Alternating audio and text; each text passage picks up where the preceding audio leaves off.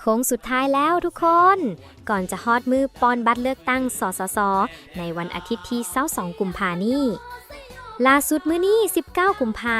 ทีมผู้ลงสมัครสสส เขต1กลุ่มที่1ของนครหลวงเวียงจันทน์ลงพื้นที่พบปะพ่อแม่ประชาชน6บ้าน อยู่ที่วัดปากตอนเมืองสังทองนำทีมโดยเบอร์2ท่านปออาจสะพังทองศรีพันดอนเจ้าของนครหลวงเวียงจันทน์พร้อมด้วยเบอร์7ท่านนางดารณีเบอร์12ท่านสารพิษเบอร์13ท่านธนงศิษย์และเบอร์17ท่านนางกันทินางานนี้แต่ละทานก็ได้ขึ้นแนะนำตัวเพื่อให้พ่อแม่ประชาชนชาวเมืองสังทองได้มีข้อมูลในการตัดสินใจเลือกเอาตัวแทนที่เหมาะสมที่สุดเข้าไปนั่งในสภา